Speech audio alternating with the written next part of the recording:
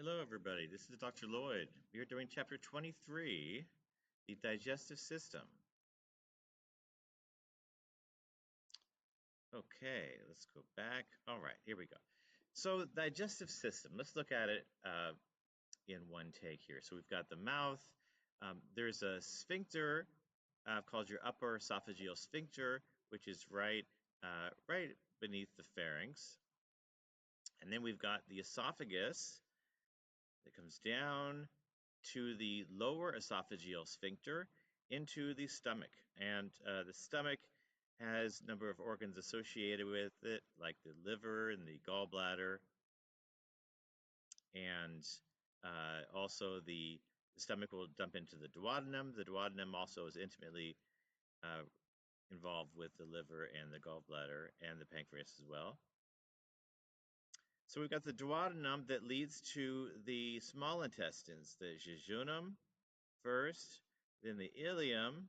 It goes down into the ileocecal valve. That's from the ileum to the cecum. The cecum is the first part of the large intestines. So we've got an ascending colon, a transverse, a descending, and a sigmoid colon, and then the anus. Did I mention the pyloric sphincter? That one was at the stomach. So we've got upper esophageal sphincter, lower esophageal sphincter, pyloric sphincter, and ileocecal valve. Okay, so when food stuffs comes into our mouth, we chew it, we swallow, and it propels via a process called peristalsis. Peristalsis is an intrinsic uh, motor pattern that occurs via stretch. And as the bolus of food enters your throat, it is stretched, and as you swallow, further stretches. This leads to a wave of peristalsis, which will not continue until it reaches your anus. So it goes all the way through the gastrointestinal system. And this is one of the reasons why you might want to go to the bathroom right after you eat.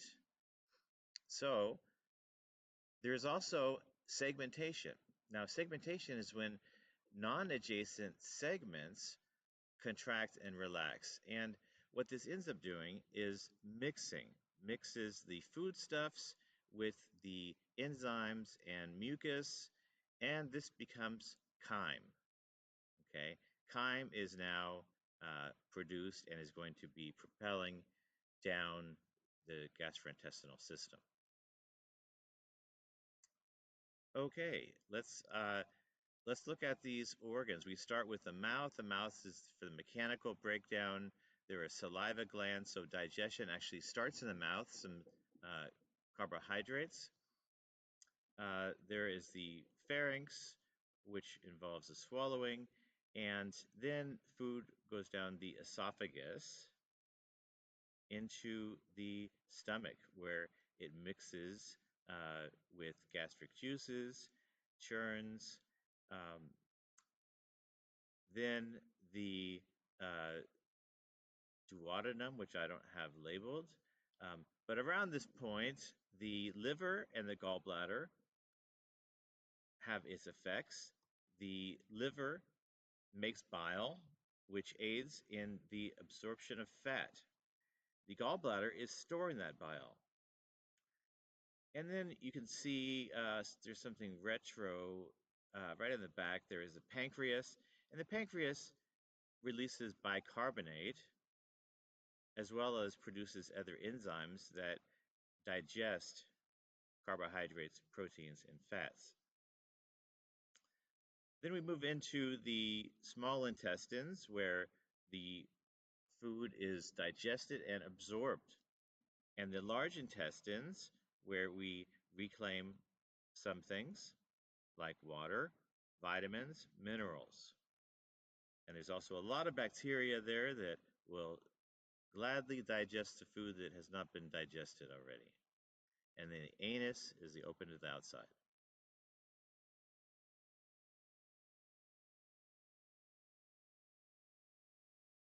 Okay, that's not what I want. Let's do this. All right.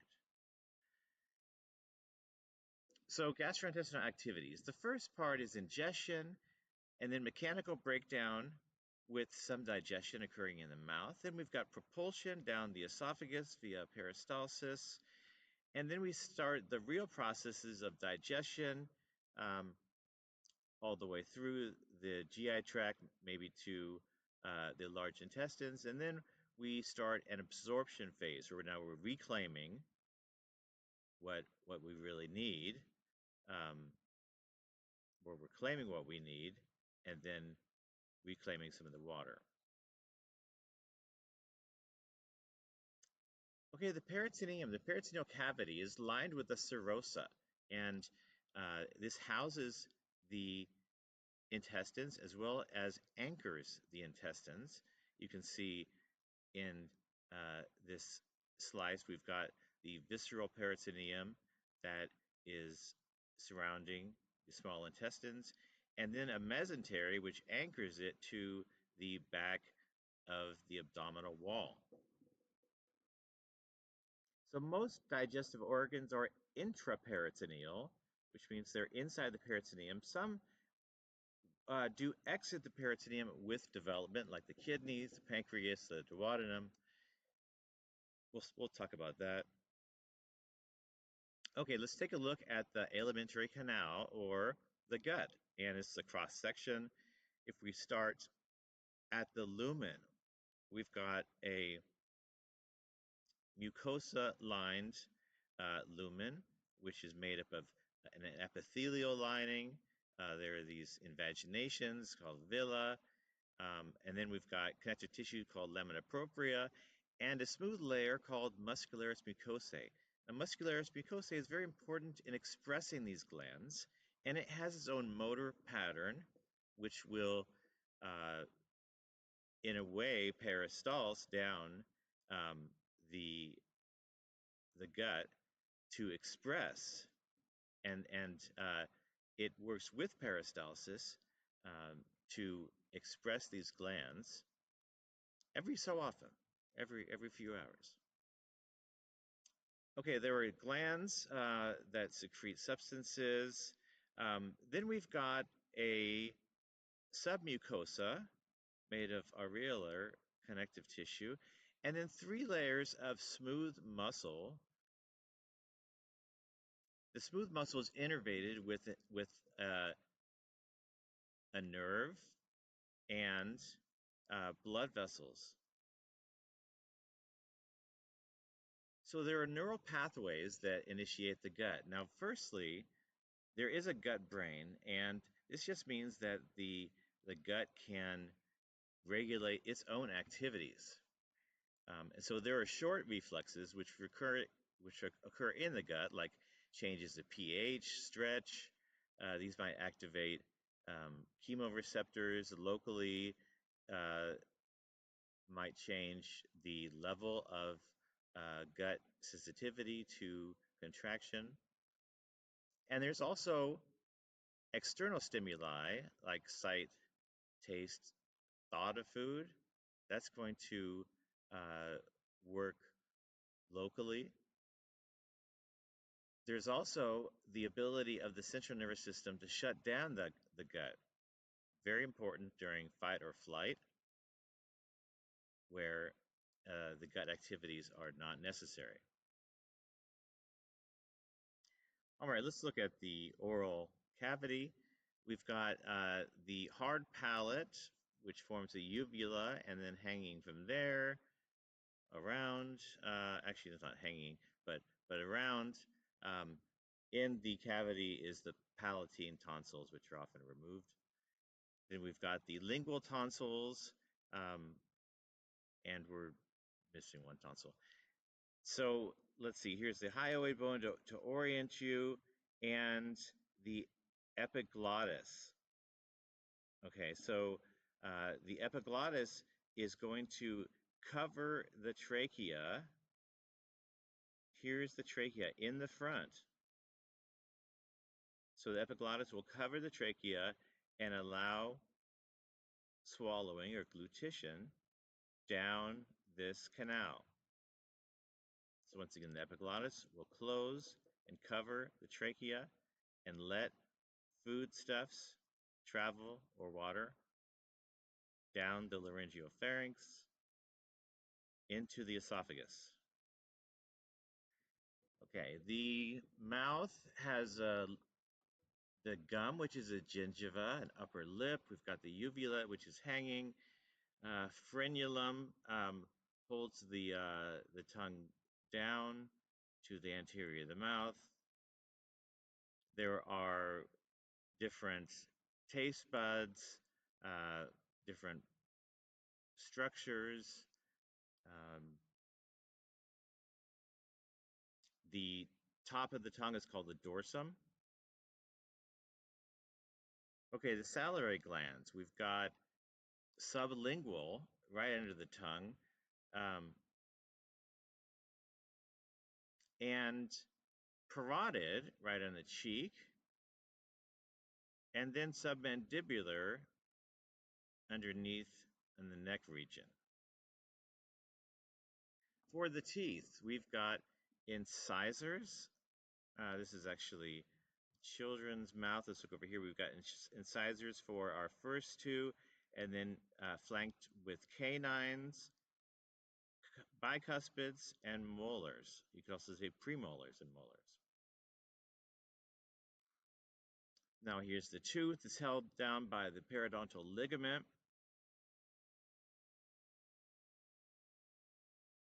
The tooth has a crown, a neck, and a root.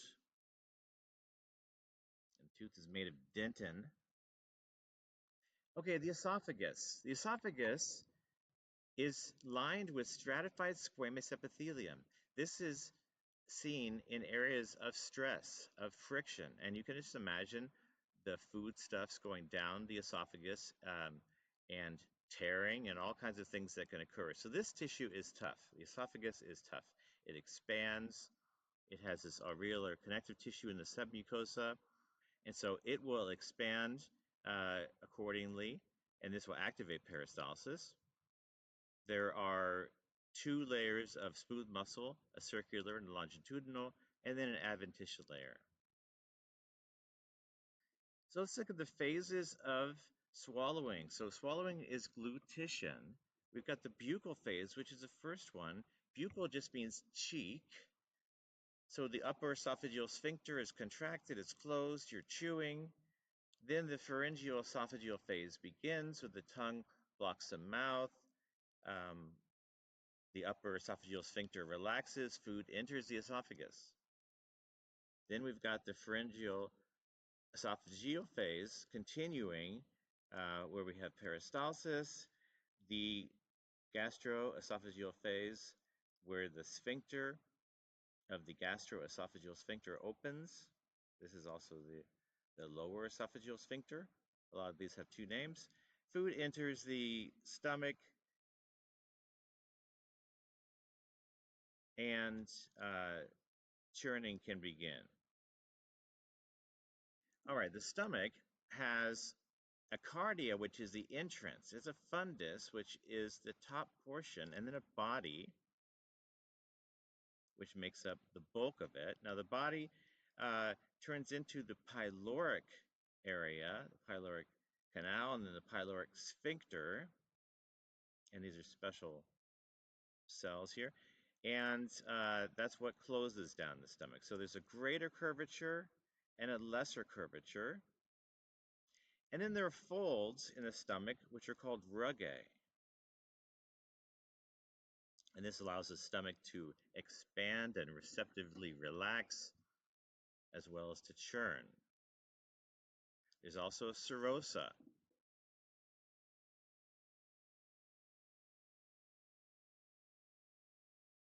The stomach is lined with gastric pits, and these pits have glands with all kinds of cells, like parietal cells, chief cells, and endocrine cells. So this makes up the mucosa, right, adjacent to the muscularis mucosa, that smooth muscle layer. And you can see we then proceed down to the muscularis externa.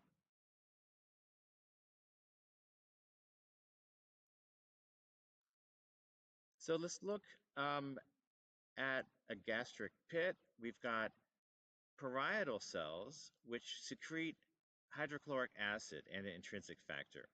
And HCl is going to activate pepsinogen into pepsin. Pepsin is a very potent uh, enzyme breaker. So pepsin breaks down, pepsin is an enzyme that breaks down proteins. So it's a protein breaker. Pepsinogen, the ogen, shows it's the inactive precursor, which is activated by acid. Then we've got chief cells. These chief cells are the ones that secrete the pepsinogen to begin with. And we've got endocrine cells, or they're called enteroendocrine, which secrete hormones, and paracrines.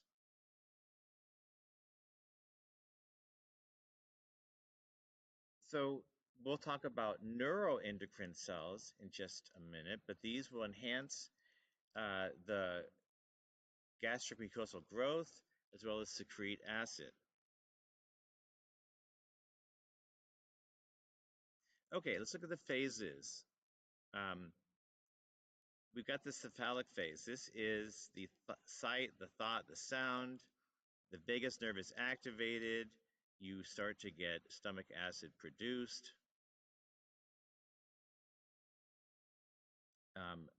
There's a gastric phase then, where the stomach stretches, and this further releases digestive components. An intestinal phase then, where these digestive components go to work on the chyme.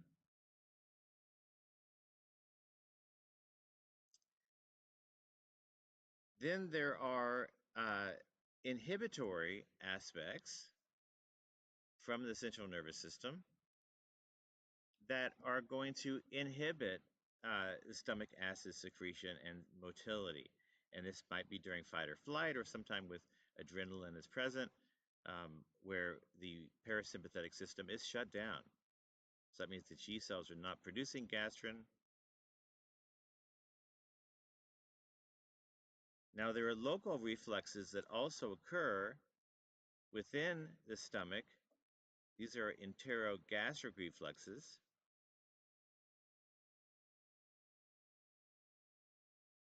Okay, let's summarize some of these agents. CCK is produced in the duodenum, and it's stimulated by fatty chyme in the stomach. So CCK is going to activate something called secretin, and secretin is going to neutralize the acid. So basically, CCK is released from the duodenum to inhibit the stomach's acid, so further digestion can occur.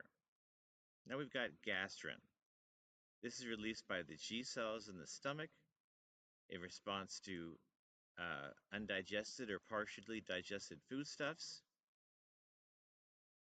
Gastrin is going to encourage motility, so it's going to open the ileocecal valve. It's going to stimulate contraction of the small intestines as well as mass movement in the large intestines. Then you've got motilin. Motilin is also released from the duodenal mucosa, but this is during fasting. Motilin will activate a motor complex that will peristalse down the entire GI system. I talked about secretin already. Secretin is a neutralizing hormone. It'll neutralize the acid, but then it's going to activate pancreatic juices to be released and the gallbladder to release its bile.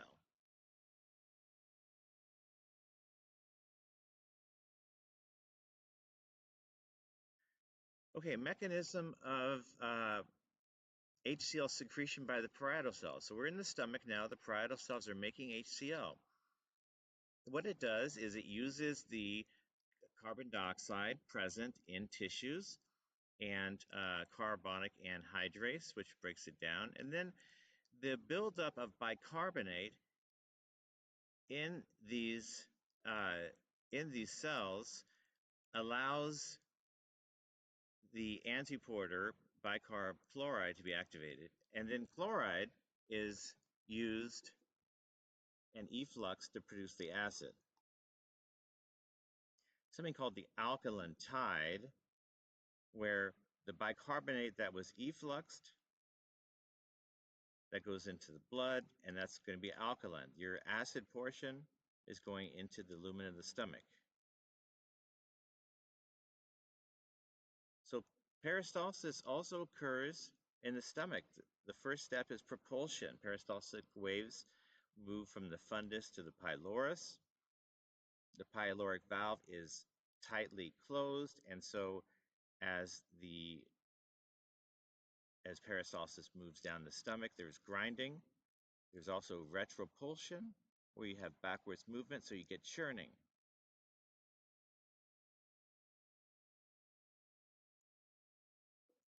So when you're in the duodenum, we've just left the stomach, and the presence of fatty, hypertonic acid chyme in the duodenum activates a number of enzymes and reflexes. The first thing it does, now just imagine you're in the duodenum,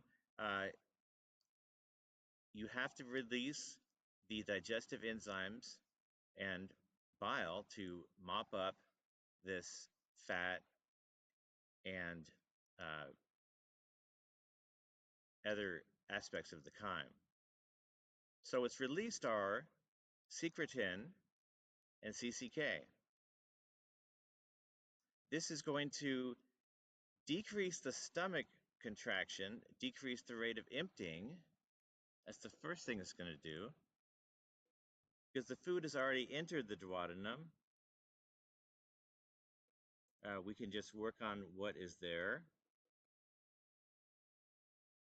Okay, let's look at the liver. The liver's got a few lobes to it: the right lobe, a left lobe, a caudate lobe, and a quadrate lobe.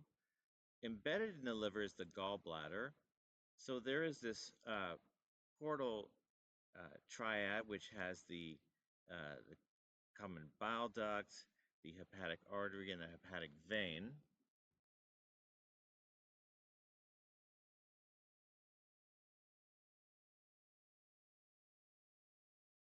Now the liver has these lobules. The lobules are made of connective tissue with the central vein. And if you magnify that even more, you can see all of this portal circulation, all of these sinusoids. There's also canaliculus with the bile. And all of these other cells are hepatic cells. These are liver cells doing their jobs. They're all very metabolic.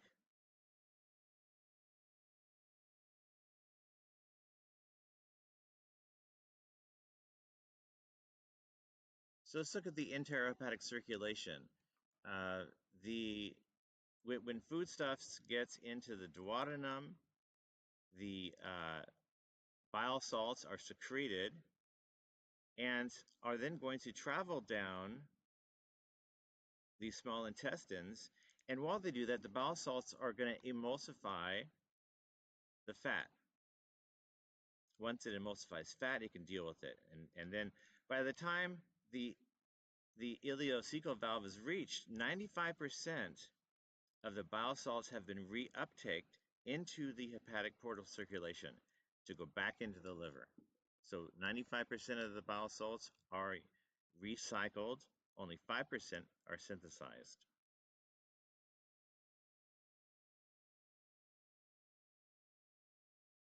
Okay, let's look at the pancreas. Pancreas produces a number of enzymes, and pancreas is made of acinar cells. And this is acinus, but we've got ducts. These are pancreatic ducts and duct cells. These duct cells are going to secrete bicarbonate and water. And the pancreas is going to empty into the duodenum via this pancreatic duct, and it will activate a number of enzymes, or it'll release a number of enzymes which are in their inactive precursor form, but they can be activated. So trypsinogen is inactive, but it can be activated by enteropeptidases enzymes, which will form trypsin. Now, chymotrypsinogen will form chymotrypsin with trypsin, and procarboxypeptidase will make carboxypeptidase.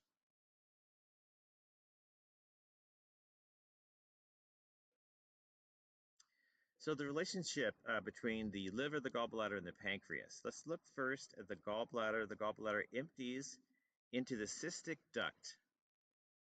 The liver, the bile empties into the hepatic duct, the hepatic duct. They come together to form the bile duct. This is maybe called also the common bile duct. And the bile duct then is going to empty into the duodenum, the same port that the pancreas will empty into. And there's a sphincter, hepatopancreatic sphincter.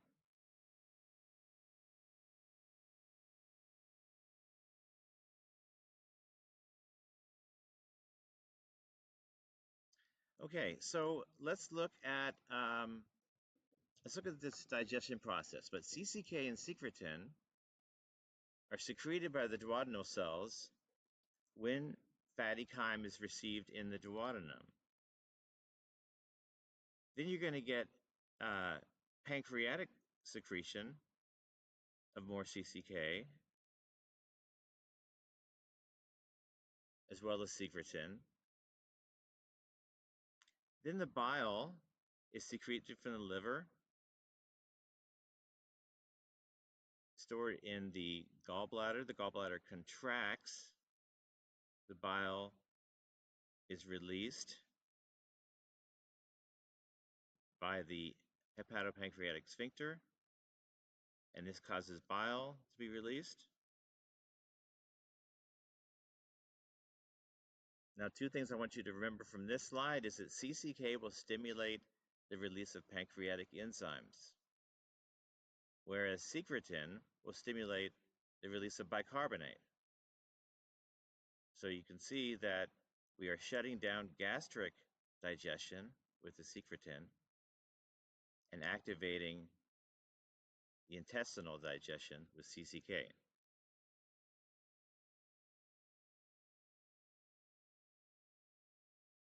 Okay, the small intestines. The entryway is the duodenum. Then the duodenum moves to the blue jejunum, and then into the ileum and out the cecum. Your appendix is right there at your ileocecal junction.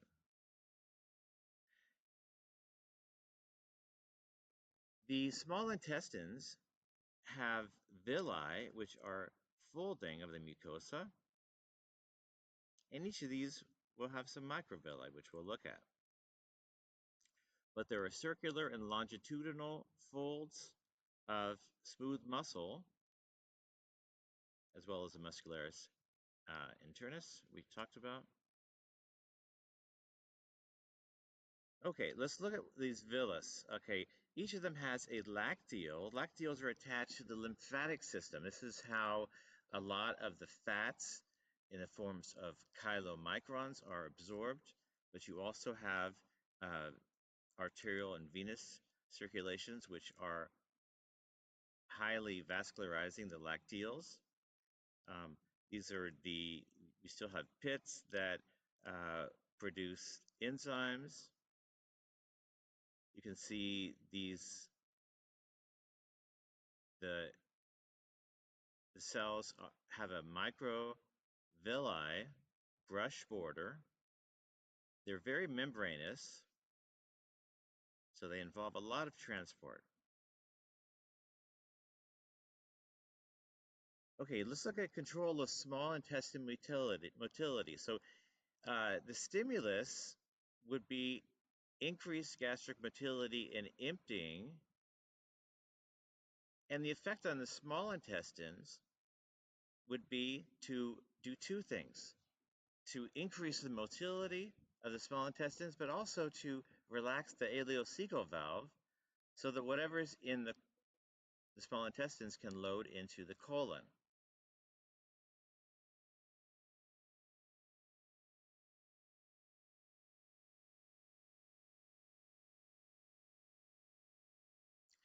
Okay, here's just an overview. We've got ingestion, propulsion, mechanical breakdown, digestion. A lot of this occurs in the mouth. Then we've got just propulsion down the esophagus, in the stomach, more mechanical breakdown, more digestion, more absorption, or I should say introduction of absorption. And absorption will continue as we go down the intestines, the small intestines.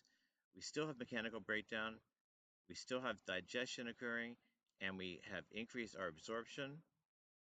Now with the large intestine, there's still digestion. Some of this is done by the bacterial microbiome. There is a lot of absorption, propulsion, and then finally defecation. That's a summary.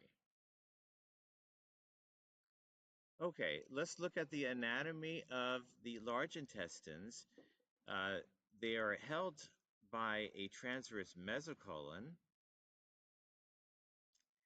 And I'm going to show you a better picture in class. This is not my favorite, but there's a line of nerves, which is called the tinea coli, which move down longitudinally.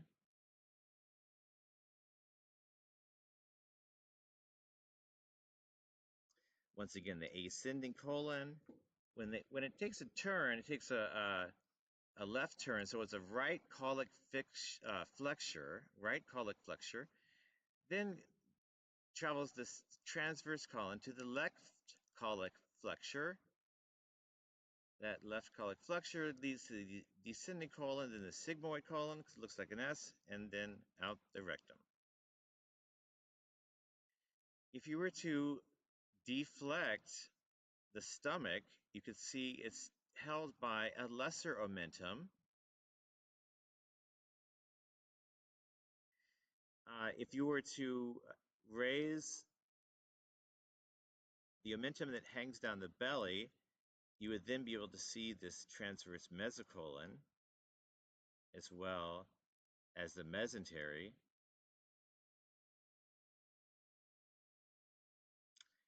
Now this is the picture that I prefer because you kind of get them all in one. But we can see that the liver is attached to the stomach via the lesser omentum.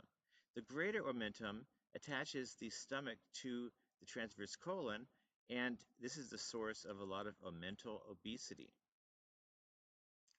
Then we've got the mesentery, which is holding the intestines. Parietal peritoneum is going to line the abdominal wall, and the visceral peritoneum is going to line the viscera, or the intestines. Okay, for defecation, there's a reflex where feces in the colon stretch receptors, activate, and this will inhibit your anal sphincters. Okay, so they have to be inhibited before you can even get defecation. But the external sphincters are overriding, and these are under voluntary control. So when everything is aligned, you've got stretching of your colon, you've got inhibition of your internal anal sphincters, which are smooth muscle, and then release of your external anal sphincters will result in defecation. Okay, let's look at absorption. Absorption is very important. We're going to get into this chapter with the next chapter, but we've got the apical surface of these cells and then the basal lateral surface. And we've got movement from the intestinal lumen into the vasculature through the brush border. Now, uh, carbohydrates start digesting in the mouth. There's also pancreatic amylases that are released that will promote digestion, as well as the small intestine cells will also digest this carbohydrate. Let's look at the brush border of the small intestines and carbohydrates. We've got starch that was ingested, that gets digested and then transported across and into the circulatory system, where then it can go into the liver to produce glycogen.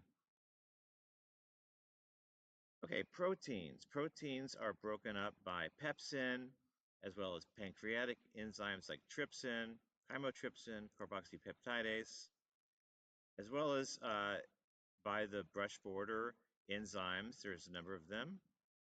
So digestion occurs in the stomach, the small intestines, and the large intestines. I'm sorry, it occurs in the stomach, the small intestines, and not the large intestines. It just stays in the small intestines. By the time the large intestines receives this chyme, the proteins should be digested. Now, the proteins are digested into amino acids. Amino acids are transported across the brush border. This is very important. Malnutrition or problems with this brush border will lead to developmental abnormalities. Okay, let's look at fat. So fat is first emulsified, and that's going to occur with the bile salts. There's a minor lingual or buccal phase with the mouth. Gastric phase has of minor importance. The major importance is the bile. The bile is going from the liver. The bile is going to emulsify and make that fat accessible, as well as pancreatic lipases. So we've got the fat globule that comes in. The bile salts are going to emulsify or make it smaller droplets, and then they're going to form micelles. The micelles are taken up by the brush border, and these form lipid particles called chylomicrons, and these enter the lacteals, and the chylomicrons are then going to work with other particles in the compartment. Okay, let's look at a little bit of pathology, but I wanted to talk about celiac disease. This is becoming more apparent as we have more and more information, but it's caused by gluten and specifically an autoimmune function where the brush border is broken down by its own immune system. And so you can see we've got this gluten is activating this T cell. This T cell then is attacking the enterocyte.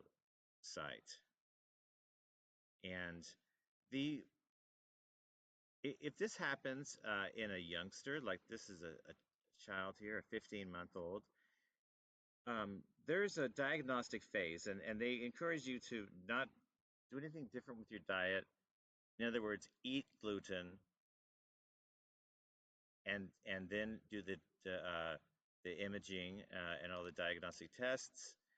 Once you're diagnosed, then you can go on a gluten-free diet, and there are also drugs. So we've got this 15-month-old before who is showing signs of malnutrition and starvation indeed. So this is before treatment, but on celiac disease.